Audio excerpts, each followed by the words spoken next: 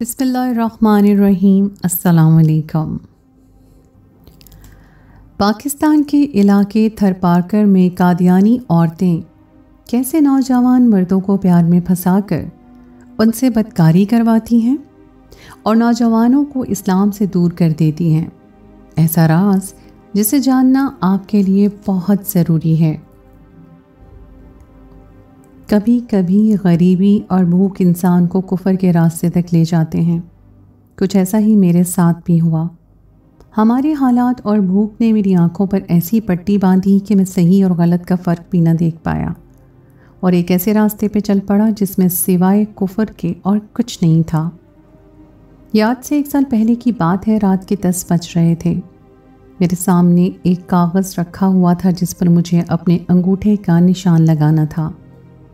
मैं ज़्यादा पढ़ा लिखा नहीं था, इसलिए अंग्रेज़ी में लिखे उस कागज़ को पढ़ नहीं सकता था, लेकिन मेरे सामने बैठी लड़की मुझसे कह रही थी कि मैं इतना ना सोचूं, अंगूठे का निशान लगा दूं। मैं जानता था कि वो मुझसे बहुत मोहब्बत करती है, कुछ भी कर रही है उसी में मेरी भलाई है, इसलिए मैंने बखुशी अंगूठे का निशान उस कागज़ पर लगा दिया।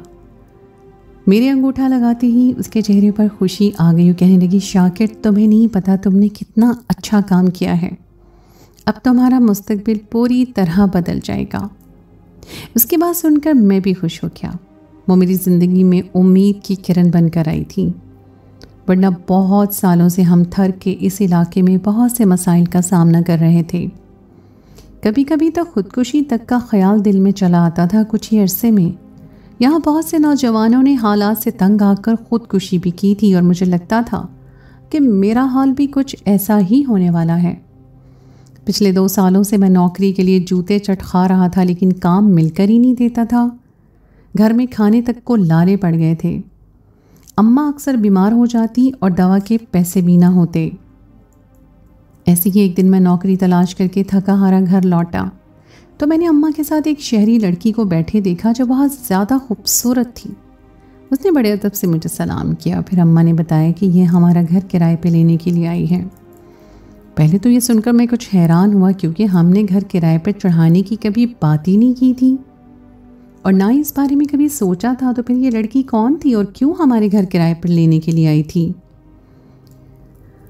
मुझे ये सोचो में गुम देखकर वो लड़की कहने लगी कि मैं यहाँ आई तो मुझे पता चला कि आप लोग यहाँ के सबसे मुअज़्ज़ज़ तरीन लोग हैं। इलाके के लोग आप लोगों की बहुत इज्जत करते हैं और इसलिए मुझे लगा कि अगर मुझे इस इलाके में कुछ दिन रहना है तो मुझे आप लोगों के घर का ही इंतखाब करना चाहिए, ताकि किसी किस्म की कोई परेशानी ना हो। वो बहुत खूबसूरत थी और बहुत खूबसूरत लहजे में बात कर रही थी और उसका अंदाज़ बता रहा था कि वो किस कदर पढ़ी लिखी और अच्छे ख़ानदान से है। मैंने उसे बताया कि हमारे घर में किराए पर देने के लिए कोई ख़ास हिस्सा नहीं है, बस एक कमरा है जो खाली है। अगर वो चाहे तो उसे किराए पर ले सकती है। मुझे पैसों की ज़रूरत थी, इसलिए मैंने इनकार न किया, बल्कि उसे वो कमरा दिखा दिया।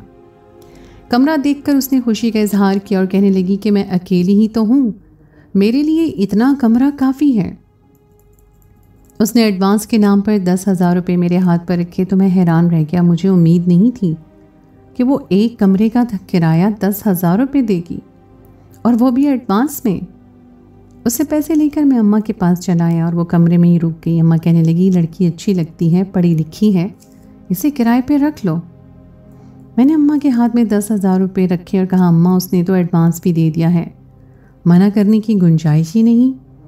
इतने पैसे देखकर मेरी माँ भी चौंक उठी और कहने लगी, ये लड़की पागल है जो इतने से कमरे का 10,000 रुपये दे दिया। जो भी था, मैं और अम्मा खुश हो गए थे, क्योंकि हमारे काफ़ी मसले हल हो सकते थे। जैसे जैसे दिन गुजरने लगे उस लड़की का हमसे मिलना जुलना बढ़ गया। उसका नाम रूही था। रूही मेरी ज़िंदगी में आई तो सब कुछ बदल गया। वो एक पढ़ी लिखी शहरी लड़की थी जो अपने किसी यूनिवर्सिटी की असाइनमेंट के सिलसिले में यहाँ आई थी। वो इस कदर हसीन थी कि उसे देखकर इंसान पलक झपकना भूल जाता। अमीर भी बहुत थी, लेकिन गुरूर नाम को नहीं था। इर्द गिर्द के लोग भी बड़े हैरान थे कि हमें बैठे बिठाए इतनी अच्छी किराएदार कैसे मिल गई। आहिस्ता आहिस्ता उसका और हमारा मेल जोल इस कदर बढ़ गया कि वो सारा वक्त हमारे ही बस से बैठी रहती। اماں کی خوب خدمت کرتی، یہاں تک کہ اماں کی جگہ کھانا بھی پکا دیا کرتی، اور میں نے اسے پڑھتے ہوئے تو بہت ہی کم دیکھا تھا۔ نہ جانے وہ کس اسائنمنٹ کے لیے یہاں آئی تھی۔ اکثر وہ علاقے میں گھومنے پھرنے نکل جایا کرتی تھی، اور اس کے ہاتھ میں ایک پین اور کاغذ رہتا تھا جس پر وہ پتہ نہیں انگریزی میں کیا کچھ لکھتی تھی، اور جب اپنے کام سے فارغ ہو کر لوٹتی تو میری اماں کی دل و جان سے خدمت بھی کرتی۔ اس کے آنے سے اماں کا دل بھی بہل گیا تھا، ورنہ میری غیر موجودگی میں اماں سارا وقت بستر پر بیمار پڑی رہتی تھی۔ روحی کا مزاج بہت ہی نرم تھا، خوش اخلاق اس میں کوٹ کوٹ کر بھری ہوئی تھی۔ وہ آئی تو ہمارے علاقے کو دیکھ کر بہت دکھی ہو گئی۔ اکثر وہ ہمارے علاقے کے بہت سے لوگوں کی مدد بھی کر دیا کرتی تھی اور بچوں کو پڑھانے کی کوشش بھی کرتی۔ ایک دن مجھے کہنے لگی، شاکر میں یہاں اسکول کھولنا چاہتی ہوں، صرف بچوں کو ہی نہیں بلکہ تم جیسے نوجوانوں کو بھی پڑھانا چاہتی ہوں، تاکہ تم تھوڑا بہت پڑھ لکھ جاؤ تو تمہارا مستقبل کچھ بہتر ہو جائے۔ اس کے خیالات جان کر مجھے خوشی ہوتی کہ دوسرے شہری لوگوں کی طرح خود غرض نہیں ہے، بلکہ وہ اپنی ذات سے پہلے دوسروں کے بارے میں سوچتی ہے۔ اس کی باتیں مجھے ہمت دلاتی اور میں بھی پڑھائی کے خواب دیکھنے لگتا۔ وہ پڑھائی جو میں نے اماں سے مجبور ہو کر چھوڑ دی تھی، اور میرے مرحوم ابا مسجد کے امام تھے۔ ان کے انتقال کے بعد سے ہی ہمارے حالات خراب ہوئے تھے، لیکن ابا کی وجہ سے علاقے میں ہماری بہت عزت تھی، اور شاید اس لیے روحی نے ہمارے گھر کا انتخاب کیا تھا۔ اور پھر وہ خود ہی مجھے آہستہ آہستہ پڑھانے لگی۔ کرائے کے جو پیسے وہ ہمیں دے رہی تھی اس سے ہمارا گزر بسر ہونے لگا تھا۔ روحی کے پاس بہت سی کتابیں موجود تھیں جن سے وہ مجھے اپنی ساری ایسی چیزیں پڑھاتی جو میرے لیے بالکل نئی تھیں۔ وہ کہتی کہ میں تمہارا پرائیویٹ ایگزام دلوا دوں گی، اس طرح تم کو بھی ایک ڈگری مل جائے گی اور پھر تم کوئی اچھی نوکری کرنا۔ اس کی وجہ سے میں بھی مستقبل کے خوبصورت خواب دیکھنے لگا تھا۔ اسے ہمارے گھر رہتے رہتے مہینہ ہو گیا تھا، اور اس ایک مہینے میں ہم ایک دوسرے کے بہت قریب آ گئے تھے۔ کبھی کبھی تو مجھے یقین ہی نہیں ہوتا تھا کہ ایک شہری پڑھی لکھی اور امیر لڑکی میرے اتنے قریب آ چکی ہے۔ وہ مجھ سے اپنی ہر بات شیئر کرتی۔ ایک رات اچانک میری اماں کی طبیعت خراب ہوئی تو وہ خود اماں کو لے کر بڑی دور علاقے کے ہسپتال دوڑ پڑی۔ سارے رات اس نے اماں کا خیال رکھا اور ہسپتال کے پیسے بھی خود ہی ادا کیے۔ میں اس کے احسانوں تلے دبتا چلا جا رہا تھا۔ ہسپتال سے واپس آنے پر میں نے اسے کہا کہ روحی، تم نے ہم پر بہت احسان کر دیے، میں ان احسانوں کو کیسے چکاؤں گا؟ میری بات سن کر وہ ہنسی اور کہنے لگی، صحیح وقت آنے پر میں تم سے ان احسانوں کا بدلہ مانگ لوں گی، تب تم انکار نہ کرنا۔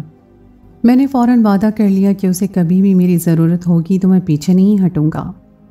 2 مہینے اس نے ہمارے ساتھ گزارے اور پھر اس نے بتایا کہ اس کا اسائنمنٹ مکمل ہو چکا ہے۔ اسے 15 دن کے لیے شہر جانا ہے۔ وہ اپنے اسائنمنٹس کو جمع کروائے گی اور پھر لوٹ کر آئے گی۔ اس کے لوٹ کر آنے والی بات پر میں نے حیران ہو کر پوچھا کہ کیا پھر اسے یہاں آ کر کوئی کام کرنا ہے؟ تو وہ مسکرا کر میرے قریب آئی اور کہنے لگی، ہاں، بہت ضروری کام کرنا ہے۔ اس کے انداز بہت کچھ واضح کر رہے تھے، لیکن مجھے سمجھ نہیں آ رہا تھا وہ مجھے امید کیوں دلا رہی ہے جبکہ میرے پاس تو کچھ بھی نہیں۔ اس کے جانے کے 15 دن گزارنا میرے لیے مشکل ہو گئے۔ ہمارے حالات بھی دوبارہ سے تنگ ہو گئے۔ وہ جو کرایہ ادا کر کے گئی تھی اسے گھر کا خرچہ ہو چکا تھا، مجھے آگے کی پریشانی لگ گئی۔ جیسے تیسے 15 دن گزرے اور ان 15 دنوں میں میں نے اسے بہت زیادہ یاد کیا۔ اماں بھی دن رات اسی کی باتیں کرتی۔ واقعی اس نے ہم دونوں کا ہی دل جیت لیا تھا۔ 15 دن کے بعد وہ لوٹ کر شہر سے واپس ہمارے گھر آئی، کہنے لگی کہ اب میں کچھ دن یہاں سکون سے گزارنے کے لیے آئی ہوں، کیونکہ اسائنمنٹ جمع کروانے کی وجہ سے مجھے چھٹیاں مل گئی ہیں۔ اب میں یہاں کے لوگوں کے لیے کچھ کرنا چاہتی ہوں۔ یہ کہہ کر اس نے میری طرف دیکھا اور کہنے لگی، کیا تم مجھ سے شادی کرو گے شاکر؟ اگر تم مجھ سے شادی کرو گے تو میرے لیے یہاں رہنا اور یہاں کے لوگوں کے لیے کام کرنا آسان ہوگا۔ مجھے اس سے اس بات کی ہرگز بھی امید نہیں تھی۔ میری پھٹی آنکھیں دیکھ کر وہ کہنے لگی، کیا تم نے 15 دنوں میں مجھے یاد نہیں کیا؟ میں نے تو تمہیں حد سے زیادہ یاد کیا ہے۔ مجھے لگتا ہے کہ میں تمہارے بغیر رہ نہیں سکتی۔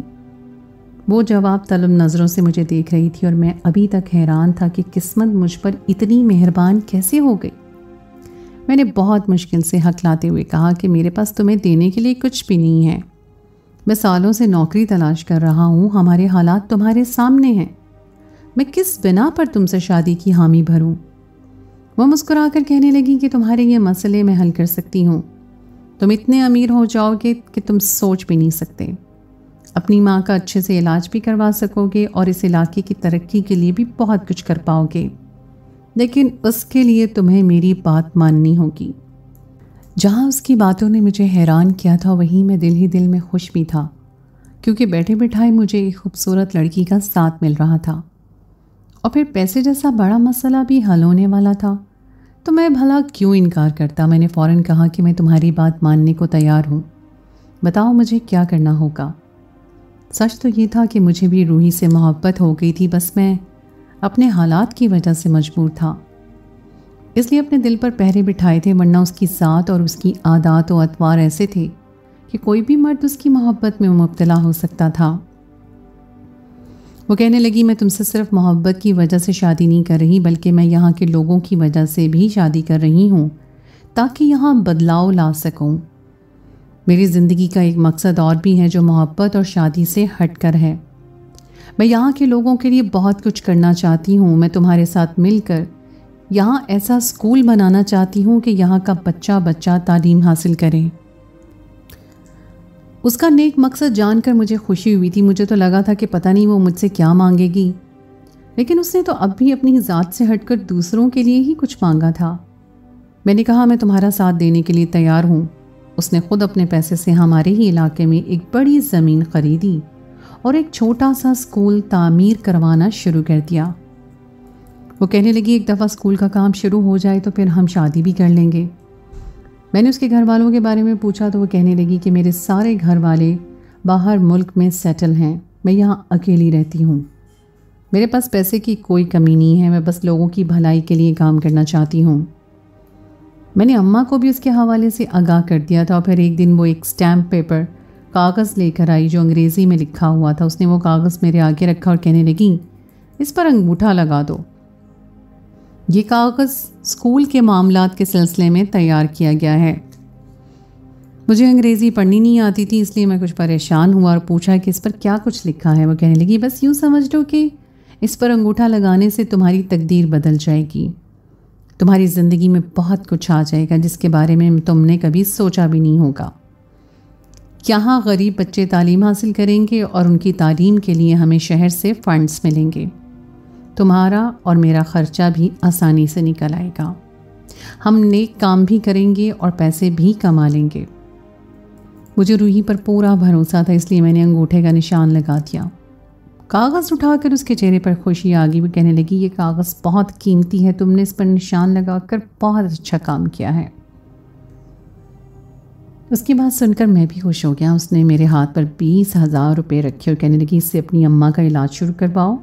تمہاری اماں کی طبیعت ٹھیک نہیں رہتی، آگے جا کر مجھے ان سے بھی انگوٹھا لگوانا ہوگا. دراصل تم لوگ یہاں کے رہائشی ہو نا، اس لیے تم لوگوں کی ضمانت ضروری ہے. مجھے ایک دفعہ پھر اتنے سارے پیسے مل گئے تھے، میں نے کوئی سوال جواب نہیں کیا اور اماں کا علاج شروع کروا دیا. 2 دن ہی گزرے تھے کہ ہمارے گھر شہر سے ایک اور لڑکی آ گئی. روحی نے اپنی دوست کہہ کر اس کا تعارف مجھ سے کروایا اور کہنے لگی یہ بھی اسکول کے سلسلے میں ہماری مدد کرنے آئی ہے، کچھ دن یہیں میرے ساتھ رہے گی. مجھے بھلا کیا اعتراض ہو سکتا تھا؟ روحی مجھے کرایہ دے رہی تھی، وہ جس سے چاہے رکھ سکتی تھی. وہ لڑکی بھی روحی کے ساتھ ہی رہنا شروع ہو گئی اور پھر ایک رات روحی نے مجھے اپنے کمرے میں بلوایا اور کہنے لگی تم نے کہا تھا نا کہ میں جب چاہوں گی ویسا ہی کروں گی. میں نے فوراً حامی بھر لی تو روحی نے ایک مشروب میرے سامنے رکھا اور کہنے لگی اسے پی لو پھر بات کرتے ہیں. میں نے وہ مشروب اٹھا کر ہونٹوں سے لگایا تو حلق تک کڑواہٹ گھل گئی.